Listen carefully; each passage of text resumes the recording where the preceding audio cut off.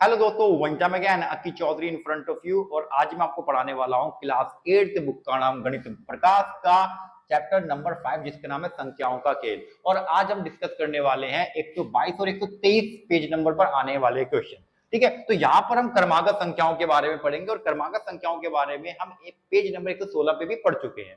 क्रमागत संख्या क्या होती है? क्रमागत संख्या मतलब 3, 4, 5, 6, 7 ये क्रमागत संख्याएं हैं। क्रमागत संख्या किसी भी मतलब कहीं से भी उठ के आ सकती है, मतलब संख्या नंबरों में के बीच में से उठ के आ सकती है, जैसे कि 17, 18, 19 ये भी क्रमागत संख्या है। क्रमागत संख्या की खास बात क्या होती है? अगर ये हमारा x है तो अगला वाला जो होता है वो हमेशा x+1 होता है। देखो एक ज्यादा होता है, इसके अगला वाला जो होता है पहले वाले से 2 ज्यादा होता है। अगर इसका नेक्स्ट होगा, अगर 20 होता है तो पहले वाले से 3 ज्यादा होता है। ठीक है, अगर हमें व्यंजक मानने हो तो हमेशा इस तरह से लेट करते हैं व्यंजक को, x, x+1, x+2, x+3, x+4। तो क्रमागत संख्या हमेशा इस फॉर्म में लिखी जाती है। ठीक है, तो यहाँ पर सवाल देखेंगे हम। फर्स्ट क्वेश्चन, 4 क्रमागत संख्याओं का योग 34 है। संख्याएं नहीं पता, ये कौन सी संख्याएं हैं? वो जो 4 संख्याएं हैं जिनको जोड़ने पर 34 आ रहा है, वो 4 संख्याएं कौन सी है हमसे पूछा गया है। ठीक है, तो माना 4 संख्या नहीं पता है तो हम मान लेंगे, माना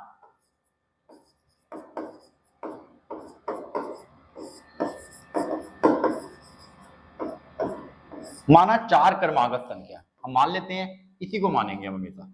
x, x+1, x+2 और x+3। ठीक है, ये कोमा है हमारा, तो हमने 4 क्रमागत संख्याएं मान ली। ठीक है, क्रमागत संख्या 4 बोलेगा तो हम x से शुरुआत करेंगे, 3 तक जाएंगे। अगर 3 बोलेगा तो 2 तक जाएंगे, 5 बोलेगा तो 4 तक जाएंगे। तो जितनी भी पूछे वो, इसने कहा कि 4 क्रमागत संख्या 4 मान ली। संख्याओं का योग, संख्या हमारी ये है, इन सभी का योग करेंगे। ठीक है, इसको कहते हैं प्रश्नानुसार। क्या कहते हैं? प्रश्नानुसार। अब प्रश्नानुसार का मतलब क्या होता है? जो सवाल कह रहा है, सवाल कह रहा है कि इन चारों संख्याओं का जोड़ x, दूसरा है x+1, तीसरा है x+2, चौथा है x+3। इन सबको जोड़ने पर क्या आ रहा है? 34 आ रहा है। 4 संख्याओं का योग 34 है, तो इन सबको जोड़ के हमने 34 लिख दिया। हमें संख्या निकालनी है तो पहले हम x का मान निकालेंगे। 1x, 2x, 3x और 4x। इन सभी x को जोड़ेंगे तो हमारा आएगा 4x, फिर 1, 2, 3। अब जो बिना x वाले नंबर है 1, 2, 3, इनको जोड़ दो, 1 और 2, 3, 3, 3, 6, 34। इस 6 को उधर लेके जाएंगे, 34 वहां जाके माइनस का हो जाएगा 4x, इसमें से इसको माइनस करेंगे तो आ जाएगा हमारा 28। अब x को यहीं रखेंगे हम, 28 डिवाइड बाय 4 आ जाएगा नीचे, 4 सत्ते 28, x का मान हमारा आ गया 7। तो ध्यान देंगे x का मान क्या है हमारा? 7 आ गया। तो दूसरी संख्या क्या हो जाएगी? x+1 मतलब 7 और 1 8। तीसरी संख्या क्या हो जाएगी? x+2। x कितना है? 7 है, 7 और 2 9, x+3 तो ये हो जाएगा 7 और 3 10।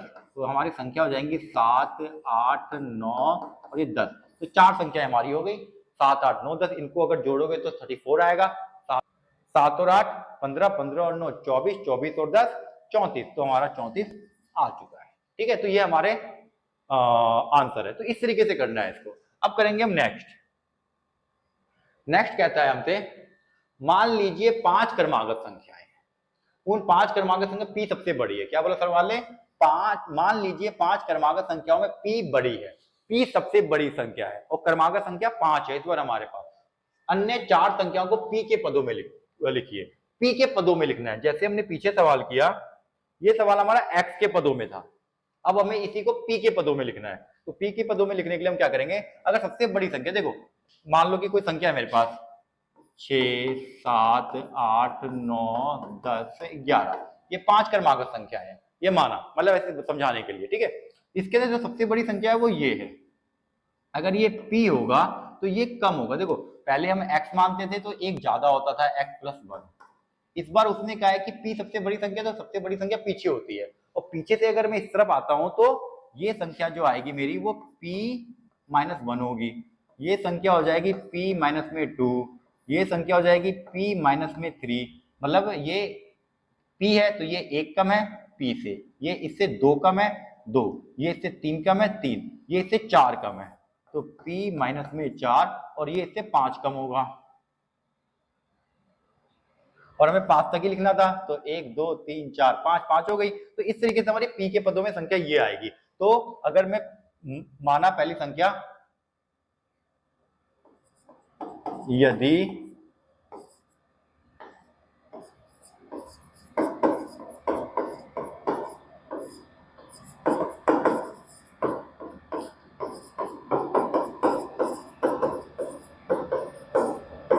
यदि 5 क्रमागत संख्याओं में p बड़ी है, तो सबसे पहले अगर मैं p लिखूं तो दूसरी संख्या क्या हो जाएगी मेरी, p माइनस 1, दूसरी संख्या क्या हो जाएगी, p माइनस 1, तीसरी क्या हो जाएगी, p माइनस 2, चौथी क्या हो जाएगी, p माइनस 3, और पांचवी क्या हो जाएगी, p माइनस में 4।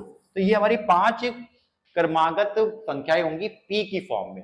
p के पदों में लिखना था p के पदों में, लेकिन ये माइनस में चल रहा है क्योंकि सबसे बड़ी संख्या जो है वो पीछे वाली संख्या को मैंने लिख के दिखाया है। ठीक है, तो ये सबसे बड़ी संख्या, फिर उससे छोटी, फिर उससे छोटी, फिर उससे छोटी, फिर उससे छोटी। क्रमागत संख्या ऐसी भी हो सकती है बच्चे उल्टी, 1 10 9 8 7, ये भी क्रमागत संख्या है। ठीक है, इसलिए यहाँ पर माइनस करके दिखाया गया। अब हम करेंगे नेक्स्ट। नेक्स्ट क्या आता है, नीचे दिए गए प्रत्येक कथन के लिए निर्धारित कीजिए कि यह सदैव सत्य है, कभी कभी सत्य है या फिर कभी सत्य नहीं है। तो सेम चीज है, हमें इनको पढ़ना है और बताना है कि सत्य है या नहीं है। ठीक है, तो इसके लिए 1 2 3 4 5 यहाँ पे 5 क्वेश्चन है। इन 5 क्वेश्चन के लिए मैंने आपके लिए बना दिया एक प्रेजेंटेशन। ठीक है, इस प्रेजेंटेशन के माध्यम से समझेंगे हम ये किस प्रकार से है। तो आप आंसर में तो एक ये लिख लोगे और 2 एग्जाम्पल लिख लेना। ठीक है, ये भले आप मत लिखना, ये समझाने के लिए आपके। तो 1 2 3 4 5, तो टोटल 5 हमारे पास यहाँ पर है जो है बताने हैं सत्य है, कभी कभी सत्य है या कभी सत्य नहीं है। तो पहला है हमारा, दो सम संख्याओं का योगफल 3 का गुणज होता है। मतलब दो सम संख्या, अगर दो सम संख्या जैसे कि 2 और 4 है, इन दोनों को जोड़ेंगे तो 6 आता है। ठीक है, दूसरी सम संख्या लेते हैं 4 और 6 लेते हैं, तो ये भी दोनों सम संख्या, इसको जोड़ने में 10 आता है। एक और सम संख्या ले लेते हैं हम, 10 और 12, ये 18 आ रहा है, 10 और 12 22 आ रहा है। अब देखो इसने क्या है कि दो सम संख्याओं का गुणज 3 का मल्टीपल होता है, मतलब 3 के पहाड़े में आता है जी, ये तो 3 के पहाड़े में आता है, पर ये नहीं आता, ये भी नहीं आता। तो इसका मतलब क्या है, कभी कभी सत्य है। क्या बोला मैंने, कभी कभी सत्य है, क्योंकि एक बार तो आता है और बाकी बार नहीं आ रहा है। हो सकता है कभी आ भी जाए, जैसे कि अब सम संख्या में 6 और 12 है, दोनों सम संख्या है, ये हो गया 18, ये तो आता है। तो कभी कभी सत्य है, कभी कभी।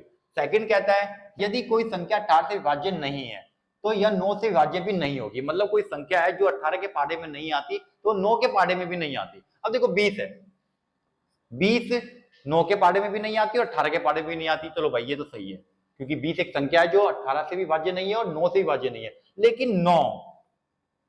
लेकिन 9 जो है वो 18 से विभाज्य तो नहीं है पर 9 से विभाज्य है। 27 भी है हमारे पास एक नंबर, ये 18 के पहाड़े में नहीं आती पर 9 के पहाड़े में तो आती है। और कुछ ऐसे नंबर भी हैं, तो मतलब क्या है कि ये रॉन्ग है।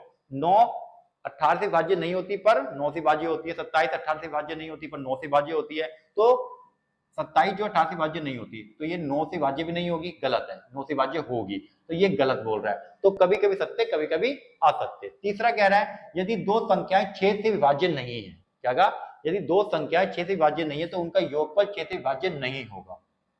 ठीक है, तो कभी कभी सत्य कैसे, अब 1 और 2 है, ये 6 से विभाज्य नहीं है, तो इनका योगफल क्या हो जाएगा, 3 हो जाएगा। 3 भी 6 से विभाज्य नहीं है। ठीक है, तो मतलब क्या है कि ये तो सही है भाई, 1 और 2 6 के पहाड़े में नहीं आती, इनको जोड़ने पर 3 आया, ये भी 6 के पहाड़े में नहीं आती, मतलब ये सही कह रहा है। दूसरी तरफ अगर मैं 2 और 4 ले लूं, 2 और 4 जो है ये 6 से विभाज्य नहीं है, मतलब 6 के पहाड़े में नहीं आती, इनको जोड़ूंगा 6, लेकिन ये तो आती है, इसने कहा नहीं आती, तो ये रॉन्ग हो गया। तो ये भी कभी कभी सत्य, कभी कभी सत्य नहीं है। ठीक है, फोर्थ कहता है 6 के एक गुणज और 9 के एक गुणज का योगफल 3 का गुणज होता है। 6 का कोई मल्टीपल ले लो भाई, 6 का मल्टीपल ले लेता हूं मैं 12 और 9 का मल्टीपल ले लेता हूं मैं 18, दोनों को अगर मैं जोड़ दूं तो 30 आता है। दोनों का योगफल 3 का गुणज होता है, जी हाँ ये 3 का गुणज है। ठीक है, एक संख्या और लेता हूँ 6 का गुणज, ये 3 का गुणज हो गया, एक और लेता हूँ मैं 6 24 ले लेता हूँ मैं, प्लस 9 का गुणज ले लेता हूँ मैं 9 के 27, इन दोनों को जोड़ूंगा तो मेरा आ जाएगा 51। अब 51 देखो ये 3 से कट जाएगा, 3 से कब कटेगा ये, 3 से 3 एकम 3 3 3 सत्ते, ये 3 से 17 बार में कट जाएगा, है ना, 17 बार में कट रहा है, तो इसका मतलब ये सदैव सत्य है। मतलब अगर कोई नंबर 6 और 9, 6 का गुणनफल और 9 का गुणनफल को जोड़ दिया जाए तो वो 3 के मल्टीपल होगा, 3 के पाड़े में जरूर आएगा, तो ये सत्य है। नेक्स्ट कह रहा है हमारा 6 के एक गुणज और 3 का एक गुणज का योगफल 9 का गुणज होता है। ठीक है, 6 का एक गुणज लेते हैं 6 ले लेते हैं, 3 का एक गुणज लेते हैं 3 ही ले लेते हैं 9, भाई 9 से तो ये 9 का भी मल्टीपल है, 9 के पाड़े में आता है, मतलब ये सही है। कोई दूसरा नंबर लेते हैं, एक 6 का गुणज लेना है तो 6 कम 6 ले लेते हैं, या भी 6 दूनी 12 ले लेते हैं अब की बार हम, प्लस यहाँ पर 3 6 18 ले लेते हैं 18। अब देखो 12 जो है वो 6 के पाड़े में आता है, 3 जो है वो 18 जो है वो 3 के पाड़े में आता है, अगर इन दोनों को जोड़ दूं मैं तो मेरा आ जाएगा 30, लेकिन ये 30 जो है वो 9 के पाड़े में नहीं आता, तो कभी कभी सत्य है कभी कभी नहीं, तो कभी कभी सत्य है। ठीक है, तो इस तरीके से इसको हम सॉल्व करके देखते हैं।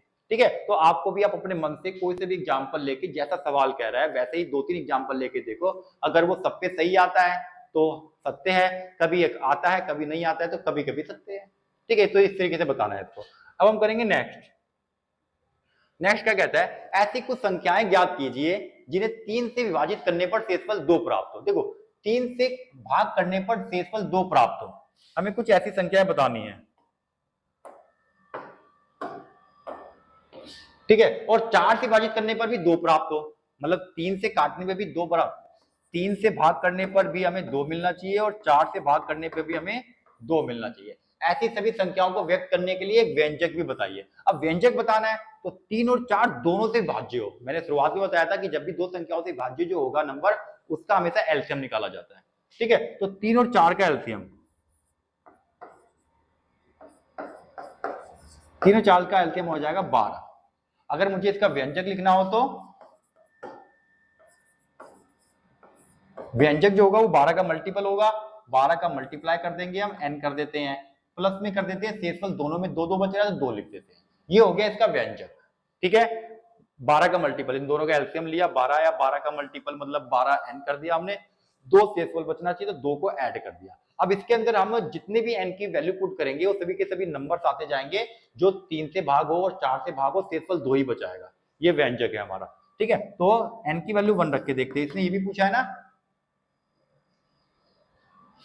ऐसी कुछ संख्याएं ज्ञात कीजिए, तो संख्या भी बतानी है हमें, तो n का मान रखते हैं 1, 12 n की जगह पे 1 रखा, प्लस में 2, 12 एकम 12 और 2 14। अब 14 को देखो 3 से भाग करेंगे, 3 चौक 12 बचा 2, इसको 4 से भाग करेंगे, 4 तिया 12 बचा 2, तो दोनों में 2 बच रहा है। अब मैं n की जगह पे रख देता हूं 2, 12 दूनी 24 और 2 26। ठीक है, 26 आ गया। अब इसको 3 से भाग करके देखो, 3 चौक 3 3 अट्टे 24 बच गया 2, 4 से भाग करके देखो 4 6 24 बच गया 2। ठीक है, अब मैं n की जगह पे रख देता हूं 3, 12 3 36 और 2 38। ठीक है, इसको 3 से भाग करो, 3 एकम 3, 3 दूनी 6, 6 मतलब 3 एकम 3 एक 3 कट गया, बच गया 8, 3 दूनी 6 बच गया 2, शेषफल 2 बचेगा। 4 से भाग करो, 4 नीम 36, फिर से 2 बच गया। ठीक है, तो इस तरीके से और बढ़ते जाएंगे, आप बस n की वैल्यू को इंक्रीज करते जाओ। तो हमारे संख्याएं हैं 14, 26 और 28, ये हमारा आंसर है, और एक ये आंसर है व्यंजक के रूप में। ठीक है, तो व्यंजक इस तरीके से बनता है। आपको व्यंजक बनाना आ गया तो ये तो बड़े प्यार से आप निकाल सकते हो। अब हम करेंगे नेक्स्ट। नेक्स्ट कह रहा है मुझमें है कुछ कंकड़। देखो ये पहेली है, इस पहेली को आपको सॉल्व करना है, और ये नंबरों की पहेली है, तो नंबरों की पहेली को कैसे सॉल्व करेंगे, कैसे समझेंगे, आइए देखते हैं। मुझमें है कुछ कंकड़, बहुत अधिक तो नहीं, मैं बांटता जब उन्हें 3 के समूह में तो एक बच ही जाता है। और ये बांटने का जो मतलब है ना, समूह बांटना, वो डिवाइड है बच्चे, मतलब बांटने का मतलब कि हम डिवाइड कर रहे हैं। ठीक है, तो डिवाइड करके वहां पर बताएंगे हम। ठीक है, फिर से मुझमें है कुछ कंकड़, बहुत अधिक तो नहीं, मैं बांटता जब उन्हें 3 के समूह में तो एक बच ही जाता है यही, यदि मैं चाहूं उन्हें युग्मों में बांटना मुझसे तो हो पाता नहीं, क्योंकि यह जिद्दी अकेला कंकड़ रह ही जाता कहीं। 5 के समूह में बांटने पर फिर भी एक बचा है यहीं कहीं, किंतु 7 के समूह में बांटने पर पूर्णता मिलती है सही। 100 से अधिक रखना नहीं है मेरे लिए आसान, कहलाओगे तुम चतुर यदि कंकड़ों की संख्या गए जान। तो कंकड़ों की संख्या क्या है वो आपको बताना है, ठीक है। तो कमेंट बॉक्स में जल्दी जल्दी करके दिखाओ, जब तक मैं आपको करके दिखाता हूं। देखो यहाँ पर क्या है कि सबसे पहले तो देखेंगे नंबर हमको कहां पे इसने क्लू दिया है, उस क्लू को समझेंगे। जब 3 के समूह में बांटते हैं तो एक बच जाता है। 3 के समूह में बांटने पर मतलब 3 से डिवाइड करने पर शेषफल एक बच रहा है। फिर यही चीज इसी संख्या को नंबर एक ही है, 5 के समूह में बांटने पर फिर भी एक बच ही जाता है। अब 5 से भाग करने पर भी एक बच जाता है, ठीक है। किंतु 7 के समूह में बांटने पर पूर्णता मिलती है सही। लेकिन जब 7 के समूह में बांटते हैं तो सही हो जाता है, मतलब कुछ भी नहीं बचता। 7 के समूह में बांटने पर कुछ भी नहीं बचता, ठीक है। 100 से अधिक रखना नहीं मेरे लिए आसान, तो ये नंबर 100 से बड़ा नहीं है, 100 से छोटा ही है। कहलाओगे तुम चतुर यदि कंकड़ों की संख्या गए जान, तो वो 100 से छोटी संख्या है।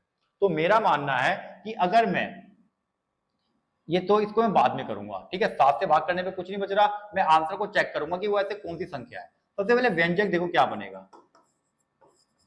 व्यंजक के लिए 3 और 5 का ले लो एलसीएम।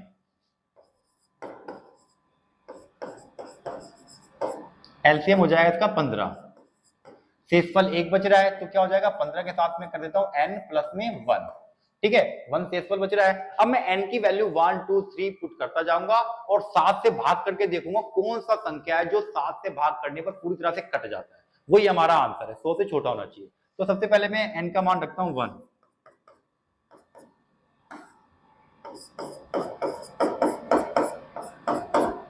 पंद्रह कम 15 और एक 16, ये 7 से भाग होने पे 2 बच रहा है भाई, ठीक है। तो ये तो आंसर नहीं हो सकता। n का मान 2 रख रहा हूं मैं। अब 15 दूनी 30 और 31, 7 से भाग करने पे 7 चौक 28, 3 बच रहा है बच्चे। काफी लंबा जाना पड़ सकता है हमें। अब मैंने 3 रखा है n की जगह, 15 3 45 और 1 46, ठीक है। 7 6 42, 4 बच रहा है अभी भी, 7 से कटेगा, 7 चौक 42, 46 है तो 4 बच जाएगा। अब मैं n का मान 4 रखता हूं, ठीक है। 15 चौके 60 और 1 15 चौके 60 और 1 61। अब की बार एलसीएम 7 49, 7 56, 5 बच रहा है। अगर मैं n का मान अब की बार 5 रख दूं, 15 पंजे 75 और 1 76, 7 से भाग करूंगा तो 6 बच जाएगा। शायद हम आंसर के बहुत करीब है। अब 15 छिक्के 90 और 1 91, इसको 7 से काटो, 7 एकम 7, 2 गया 7 या 21, पूरा पूरा कट गया। मतलब 91 को अगर मैं 7 से काटता हूं तो 7 एकम 7, 2 बचा, ऊपर से उतरा 1, 7 या 21, पूरा पूरा कट गया। तो मतलब हमारा आंसर 91 है। 7 से कटने में पूरा पूरा ये डिवाइड हो जाता है, 100 से छोटा भी है। तो 91 ही एक इकलौता नंबर है जो 3 और 5 से काटने पर एक बचेगा। अब देखो ये वो नंबर है 3 और 5 से काटने पर एक बचेगा और 7 से काटने पर 0 बचेगा। 3 से काट के देखो इसको, शेषफल कितना आएगा, 1 आना चाहिए। 3 या 9, कट गया, बच गया 1। अब 1 नहीं जब बचेगा तो ये शेषफल है। 5 से काट के देखो 91 को, 5 एकम 5, ऊपर से उतरा 1, 5 अट्ठे 40, फिर से 1 बच गया। क्या समझे थे, आंसर नहीं आएगा जब तक निकालेंगे नहीं, जब तक छोड़ेंगे नहीं, ठीक है। तो 3 और 3 से काटने पर शेषफल 1 बचा, 5 से काटने पर शेषफल 1 बचा, लेकिन जब 7 से काटा इसी नंबर को तो शेषफल कुछ भी नहीं बचा। तो यही हमारा आंसर है, ठीक है। तो इस तरीके से इस पहले को सुलझाना था। तो ये व्यंजक हमारे लिए बड़ा लाभदायक हो सकता है अगर व्यंजक बनाना आपने सीख लिया तो एलसीएम लो, नहीं समझ में आया तो थोड़ा सा रिपीट करके देखो। नेक्स्ट है हमारा, तथागत ने ऐसी अनेक संख्याएं लिखी जिन्हें 6 से विभाजित करने पर शेषफल 2 बचता है। मतलब 6 से विभाजित करने पर शेषफल 2 बचता है, ठीक है। वह यह पुष्टि करता है कि यदि आप ऐसी किन्हीं 3 संख्याओं का योग करें तो योगफल सदैव 6 का गुणज होगा। मतलब ऐसी 3 संख्याएं सोचनी है जिसको हम 6 से भाग करें तो 2 शेषफल बचे। 3 संख्या सोच सकते हो, सोच लेते हैं, या फिर आप व्यंजक बना के भी कर सकते हो। मैं सोचने पे सिखाता हूं। एक तो 8 हो सकती है, ठीक है, 6 से भाग करो 2 बचेगा। 14 हो सकता है, 6 से भाग करो इसमें भी 2 बचेगा, और 20 हो सकता है, 6 से भाग करो इसमें भी 2 बचेगा। 3 संख्या सोच ली। अब ये कह रहा है कि अगर इन 3 संख्या को जोड़ा जाए तो वो 6 से भाग हो जाएगी पूरी तरह से। क्या ये सत्य है? करके देखते हैं, सब कुछ जोड़ के देखते हैं। 8 प्लस में 14 प्लस में 20 जो कि आ जाएगा हमारा 42। ठीक है, इनको जोड़ने में 42 आएगा। अब 42 को अगर मैं 6 से भाग करूंगा तो पूरी तरह से कट जाएगा। चेक करके देखें, 6 सत्ते 42। जी हाँ, अगर 3, और सवाल देखो क्या कहा, 6 से विभाजित करने पर शेषफल 2 प्राप्त होता है। जी ठीक है, 8 14 20 है। वह पुष्टि करता है कि यदि आप ऐसी 3 संख्याओं को जोड़े, तो 3 संख्याएं हमने ले ली, अगर उनको जोड़े तो योगफल सदैव 6 के गुणज होगा। क्या कथाकथित पुष्टि सही है? हाँ, आंसर है हाँ। ठीक है, अगर आपको करके दिखाओ तो सबसे पहले आप व्यंजक में बदल लो। व्यंजक क्या हो जाएगा हमारा, 2 शेषफल बच रहा है तो 6x प्लस में 2। संख्या निकालने के लिए हम इसको n मान लेते हैं, n की जगह पे रख देंगे 1, तो ये आ जाएगा 6 1 प्लस में 2, 6 कम 6 और 1 8, n रख दो 2, 6 2 प्लस में 2, n की जगह पे 2 रखा, 6 दूनी 12 और 2 14, n की जगह पे रखा मैंने 3, 6 3 प्लस में 2, 6 3 18 और 2 20। इन तीनों को जोड़ के देखा तो 42 आया। 42 जो है वो हमारा 6 से विभाजित है। इसमें ऐसा क्यों हो रहा है सोचो, जब हमने 8 है, जब हमारा पास 14 है, जो हमारे पास 20 है, इस 8 को अगर मैं तोड़ता हूं तो 6 और 2 आता है, 2 फालतू बच रहा है इसमें, इसमें 12 और 2 आता है, इसमें 18 और 2 आता है। पहली संख्या जो 6 से भाग होती है, ये भी 6 से भाग होती है, ये भी 6 से भाग होती है। ये 2 2 2 जब 3 बार जुड़ते हैं, 2 प्लस में 2 प्लस में 2, तो ये 6 बन जाता है, जो कि 6 से भाग हो जाता है। इसलिए ये विभाजित हो रही है, क्योंकि 3 बार है तो 2 2 2 3 बार बच गए, तो 6 नंबर बच गया। 6 जो है 6 से विभाजित होता है। तो कॉन्सेप्ट कुछ ऐसा है, बाकी ये हमारा सॉल्यूशन है। नेक्स्ट देखेंगे, 7 से विभाजित करने पर संख्याएं 661 में शेषफल 3 आता है। देखो 7 से विभाजित करने पर, इसमें भाग करने पर 3 शेषफल आ रहा है, 7 से भाग करने पर। ठीक है, इग्नोर मारो, ये हमें 3 शेषफल दे रहा है। और 4 7 7 9 में शेषफल 5 आता है, शेषफल 5 आता है, मतलब 4 7 7 9 को अगर भाग करें 7 से तो शेषफल 5 आता है। ठीक है, गणना किए बिना क्या आप बता सकते हैं कि 7 से विभाजित करने पर नीचे दिए गए व्यंजकों में शेषफल कितना होगा? हल को बीजगणितीय एवं दर्शनात्मक रूप में दर्शाइए। तो इसको बिना सॉल्व किए हमें बताना है कि 7 से अगर इसको भाग करें तो शेषफल क्या आएगा। सोचो, सबसे पहला क्वेश्चन क्या है मेरे पास, हमें सॉल्व नहीं करना है, मैं सिर्फ माइंड में सॉल्व करने का तरीका बताऊंगा आपको। ये प्लस में है, ठीक है। अब इसने पहले ही बता दिया है कि ये नंबर सेम है और ये नंबर इसके सेम है। जब मैं इसको 7 से भाग कर रहा हूं तो शेषफल 5 बच रहा है, सवाल ने पहले ही बता दिया है। 7 से विभाजित करने पर इसमें शेषफल 5 आता है और इसमें 3 आता है। तो अगर मैं इसको 7 से भाग करूंगा तो यहाँ पर मेरा 5 बचेगा, और इसको मैं 7 से भाग करूंगा मतलब इसको, तो शेषफल 3 बचेगा। कंफर्म हो गया, 5 और 3 शेषफल बच रहे, इधर से 5 बचेगा, इधर से 3 बचेगा, 5 और 3 8 हो जाएगा। अब 8 को दोबारा मैं 7 से भाग करूंगा तो शेषफल मेरा क्या आएगा, 1 आएगा। 8 को अगर मैं 7 से भाग करूंगा, 7 एकम 7 बच गया 1, तो 1 में शेषफल हो जाएगा। तो इसको माइंड में सॉल्व कर सकते हो, इसको इन दोनों की मदद से। इसका आया 5, इसका आया 3, 5 और 3 8, 8 को 7 से भाग करेंगे तो 1 हो गया। सेकंड में देखो सेम चीज है हमारे पास, 4 7 7 9 प्लस में 6, ये माइनस में है हमारा, 6 6 1, ये माइनस में है। तो इसको मैं 7 से भाग करूंगा तो मेरा 5 बच रहा है, इसको मैं 7 से भाग करूंगा तो मेरा 3 बच रहा है। अब 5 और 3 को अगर मैं माइनस करूंगा तो 2 बचेगा, और 2 ऑलरेडी शेषफल है, क्योंकि 7 से छोटा है तो ये शेषफल यही होगा। ठीक है, तो यही हमारा शेषफल है। तो इसको भी हमने सॉल्व नहीं किया, हमने माइंड में सॉल्व किया। इसमें से बचा 5, इसमें से बचा 3, 5 में 3 को माइनस करना था, माइनस कर दिया, 5 में 3 गया 2, 2 7 से छोटा है, तो यही हमारा आंसर है। ठीक है, अब करेंगे हम नेक्स्ट। नेक्स्ट कहते हैं वह संख्या ज्ञात कीजिए जिसे 3 से विभाजित करने पर शेषफल 2 प्राप्त होता है। मतलब 3 से विभाजित करने पर शेषफल 2 प्राप्त होता है, एवं 4 से विभाजित करने पर शेषफल 3 प्राप्त होता है। 4 से विभाजित करने पर शेषफल 3 प्राप्त होता है। ऐसी सबसे छोटी संख्या कौन सी है? एक और यहाँ पे, 5 से विभाजित करने पर शेषफल 4 प्राप्त होता है, 4 प्राप्त होता है।